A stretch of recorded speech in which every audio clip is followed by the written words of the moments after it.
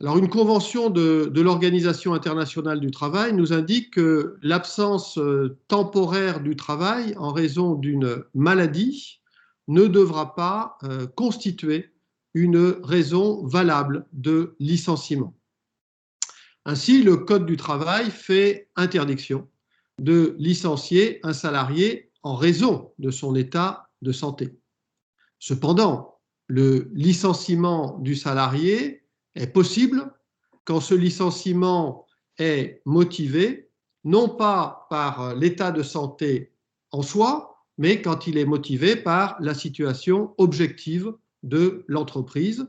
Le fonctionnement de l'entreprise doit être perturbé par l'absence prolongée ou les absences répétées du salarié.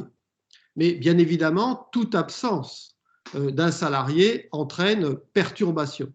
Donc, un critère a été élaboré par la jurisprudence. Le salarié ne peut être licencié que si ces perturbations entraînent la nécessité par l'entreprise de procéder à son remplacement définitif par l'engagement d'un autre salarié en contrat à durée indéterminée. Donc, si l'entreprise peut faire face à cette absence par le recrutement d'une personne en contrat à durée déterminée ou avec un contrat d'intérim, eh bien, cela signifie que le remplacement définitif, cette condition de remplacement définitif n'est pas réalisée. Par conséquent, la possibilité de licencier un salarié en arrêt de travail pour maladie, en raison de son absence prolongée ou de ses absences répétées, devrait être exceptionnelle. Eh bien, le contentieux devant les juridictions du travail montre qu'il n'en est pas ainsi. Le contentieux est extrêmement abondant. C'est-à-dire que dans de très nombreuses affaires, des salariés viennent contester le fait qu'ils ont été licenciés du fait de leur absence causée par un arrêt de travail pour maladie. Alors, la jurisprudence examine la réalité de la désorganisation de l'entreprise de façon très concrète au regard d'un certain nombre de paramètres qui concernent le salarié, sa qualification, l'emploi occupé dans l'entreprise, paramètres qui concernent l'entreprise, la taille de l'entreprise, son activité, son organisation et bien évidemment la durée de l'absence ou la fréquence des absences. Qu'est-ce que l'on peut tirer de cette jurisprudence comme enseignement de façon extrêmement rapide, hein, vous m'en excuserez? Eh bien, on s'aperçoit quand on examine la jurisprudence que très souvent, les entreprises ont été amenées à licencier des salariés en arrêt de travail pour maladie et devant le juge du contrat, eh bien, les entreprises ne parviennent pas, les entreprises n'arrivent pas, les entreprises ne prouvent pas la nécessité pour l'entreprise justement d'un remplacement définitif, voire dans un certain nombre de cas, les entreprises n'ont procédé à aucune embauche définitive. Et donc dans ces cas, eh bien, la réparation pour le salarié licencié, qui est également la sanction pour l'entreprise qui l'a licencié, c'est la nullité du licenciement. La nullité du licenciement, cela signifie que le licenciement va être regardé comme n'étant jamais intervenu. Cela signifie que le salarié a droit, s'il le souhaite, à la poursuite de son contrat de travail dans l'entreprise, ce que l'on appelle dans le langage courant la réintégration. Et évidemment, le salarié a droit à une indemnisation, à des dommages-intérêts qui peuvent être d'un montant tout à fait significatif. Pour terminer, le droit s'intéresse à l'emploi, mais le droit s'intéresse également au travail. Et quand l'absence du salarié est la conséquence du comportement de l'entreprise, que ce soit volontaire ou que ce soit le plus souvent involontaire, avec notamment des conditions de travail dégradées qui sont liées à certaines méthodes de travail, quand il y a donc manquement de l'employeur à son obligation légale de sécurité, eh bien, la jurisprudence nous dit que l'employeur ne peut se prévaloir des absences du salarié pour le licencier.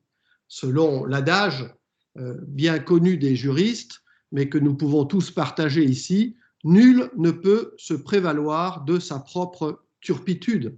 Quand l'absence du salarié, quand l'arrêt de travail pour maladie du salarié trouve sa cause dans le mode de fonctionnement de l'entreprise, eh bien, ce salarié ne pourra pas être licencié du fait de son absence liée à son arrêt de travail, liée à son état de santé dégradé par certaines méthodes de travail. Bon, je n'irai pas plus loin, mais je voulais quand même attirer votre attention sur le fait que cette question des absences pour maladie, eh bien, elle génère également un contentieux extrêmement important au regard de la question du droit à l'emploi. Et sans plus attendre, eh bien, je crois qu'il est temps de passer la parole à Serge avec toutes mes excuses pour le retard dans cette transmission de relais. Non, il n'y a vraiment aucun problème, Michel. C'était tout à fait important de t'entendre à ce sujet. Alors moi, je ne partage pas d'écran, je n'ai pas de diaporama, et je ferai juste quelques remarques conclusive en m'accrochant en fait à la question de départ de cette conférence, qui était donc en quoi les arrêts pour maladie sont-elles des questions de travail? Alors la réponse est évidemment oui, ce sont et des questions de travail, et le pluriel est certainement important. Le fait qu'il y ait un S mis par les organisateurs à question dans le titre même de cette conférence me semble un choix tout à fait important. Et ces questions, je vais en prendre 3 et chacune très vite. La première, c'est qu'est-ce que le travail fait aux absences et aux présences au travail? En quoi le travail est-il impliqué? Alors, on a vu beaucoup de voies par lesquelles il est impliqué. Il n'y a pas de doute que le travail, par certains de ses aspects, est un des facteurs possibles de troubles de santé. Donc ça, les troubles de santé eux-mêmes peuvent déboucher soit sur de l'absentéisme, soit sur du présentéisme. Ça a été bien rappelé par Sérène Inan sa première intervention. Et même, il fait un peu le tri entre les deux. Alors ça a été peut-être moins dit, ça. C'est-à-dire que le travail, il tolère plus ou moins bien un trouble de santé. Et s'il le tolère pas bien, ça peut être un facteur d'absentéisme. Et s'il le tolère bien, ça peut être un facteur de présentéisme, pas forcément pathologique pour le coup, pas forcément néfaste, pas forcément délétère. C'est-à-dire, le travail est tel que même si on n'est pas au mieux de sa forme et qu'on a un problème de santé, espérons-le passager, on vient quand même au travail et ça se passe pas trop mal. Eh bien, on s'en trouve bien. Alors, tout ça, ce phénomène-là, je dirais juste que ça a été rappelé par Christine Herel dès l'exposé d'introduction, et on l'a retrouvé à divers moments des exposés et des discussions. C'est quand même, à mon avis, ça suppose une distinction forte entre les durées d'absence. On ne peut pas raisonner sur ces affaires-là dans les mêmes termes pour des absences longues, dues à des pathologies lourdes, des cancers, des problèmes cardio-circulatoires sérieux, où le travail, oui, peut être impliqué, mais en général, il s'agit du travail passé dont on a peu parlé dans cette conférence, l'exposition aux cancérogènes au fil du parcours, l'exposition au travail de nuit, etc. Tous les volets de ce qu'on appelle la pénibilité, qui entrent d'ailleurs dans les lois sur la pénibilité. C'est peut-être d'ailleurs ces phénomènes-là qui sont, il faudra le vérifier, je ne sais pas si c'est possible, une des réponses au débat à l'instant entre Mohamed et Laurent Capelletti. C'est-à-dire que peut-être que ce qui fait très très fortement un différentiel sur l'âge, c'est les absences longues. Ensuite, les absences courtes, ça a été bien dit, hein, il y a les petits virus de l'hiver, là, il y a les opérations légères, il y a certaines pathologies chroniques qui obligent à s'absenter de temps en temps. On a une recherche très intéressante dans l'équipe, qui est une recherche toujours en cours, d'Alice Romerio, qui est là d'ailleurs, je crois, sur l'endométriose, et je recommande vivement de lire la petite publication qu'elle avait déjà faite il y a quelques mois là-dessus. Donc là, le travail, vraisemblablement, ça rejoint le débat qu'on avait à l'instant, joue plutôt un rôle sur la durée de cette absence courte. C'est-à-dire, est-ce qu'elle est plutôt de 4 jours ou de 7 ou 8? Et ça peut dépendre en effet des circonstances psychosociales et de management. Dans quel univers est-ce que je vais revenir? Est-ce que c'est un univers accueillant ou pas? Et puis, entre les deux des absences moyennes, je ne mets pas de seuil hein, sur tout ça, mais où on retrouve alors les grandes relations traditionnelles entre caractéristiques et conditions de travail et santé, et où là, les voies de la prévention des TMS, puisqu'il en était un peu question, des facteurs psychosociaux de risque, etc., jouent à plein probablement, et c'est sans doute de ce côté-là qu'il y a des points d'impact tout à fait décisifs d'une politique du travail immédiate. Deuxième question, en quoi est-ce que les absences et présences au travail ont un effet sur le travail lui-même? Alors, ça peut avoir déjà un effet sur la personne elle-même. On l'a peu dit, mais il faut tout de même le rappeler, et c'est parfois quand même très précieux de s'arrêter un petit peu. Claude Weil, qui était un des fondateurs de la psychopathologie du travail, appelait ça le coup de frein. Et dans un certain nombre de cas, c'est quand même extrêmement important de freiner parce que ça évite des accidents. En même temps, ça a des effets sur les équipes. Alors l'étude qu'on vient de voir là, sur comment ça se passe chez les facteurs et ce que ça amène les encadrants de proximité à gérer était très révélateur de ces difficultés et des circonstances aggravantes qu'il peut y avoir. C'est-à-dire qu'évidemment, ça n'a pas les mêmes effets selon que les effectifs sont ou non serrés, que les absences sont ou non prévues, qu'il y a ou non des compétences compliquées à remplacer, etc. Bon.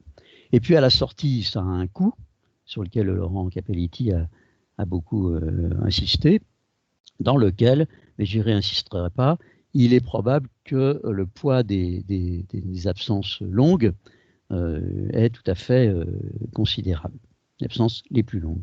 Troisième question, troisième et dernière, avant ma conclusion, c'est qu'est-ce que disent les absences et présences sur le travail? Ça dépend. Mon sentiment général, c'est que parfois on leur en fait dire un petit peu trop. Alors je ne dis pas que ça ne dit rien, hein. C'est un argument précieux dans un certain nombre de cas, notamment pour faire valoir des mesures de prévention, des réaménagements dans l'organisation, etc. Mais enfin, je ne sais pas ce qu'ils en disent, mais elles ne parlent jamais toutes seules, les absences. Déjà, il faudrait essayer de savoir de quel trouble de santé il s'agit là derrière, et on ne le sait pas toujours tellement.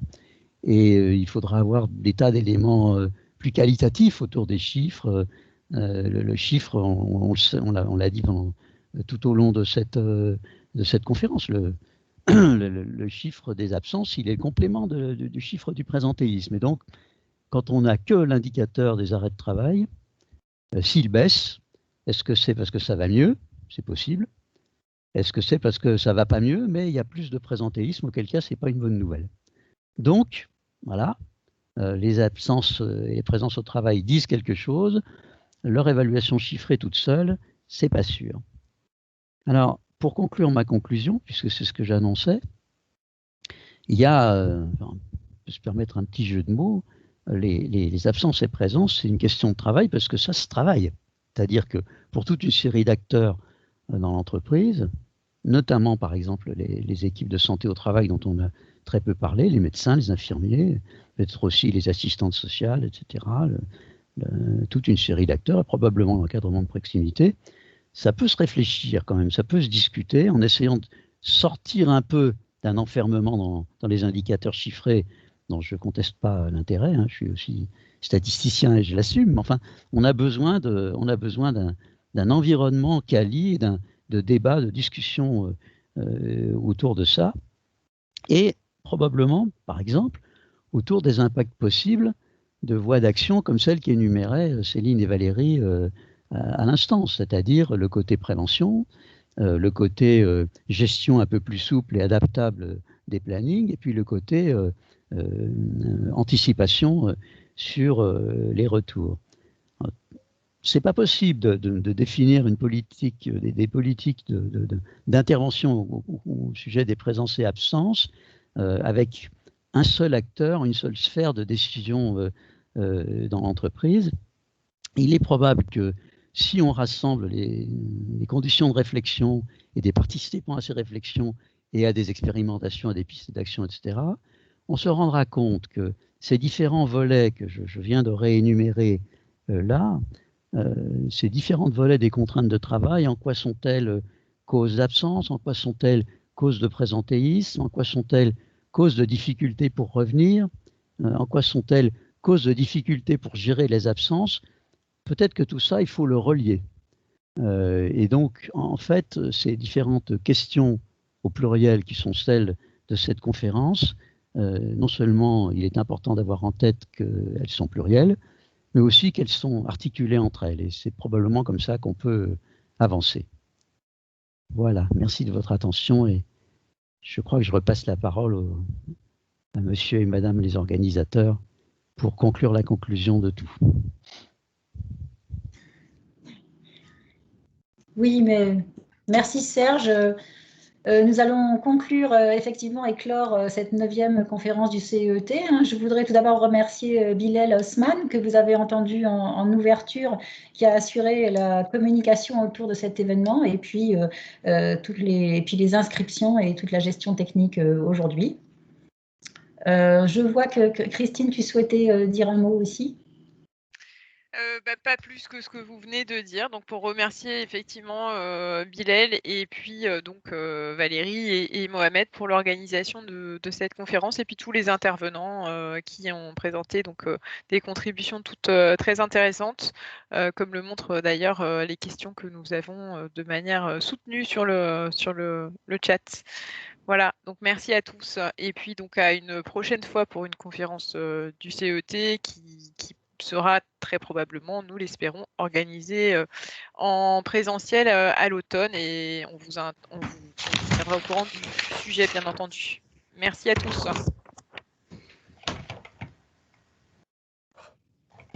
Merci. Au revoir. Au revoir tout le monde.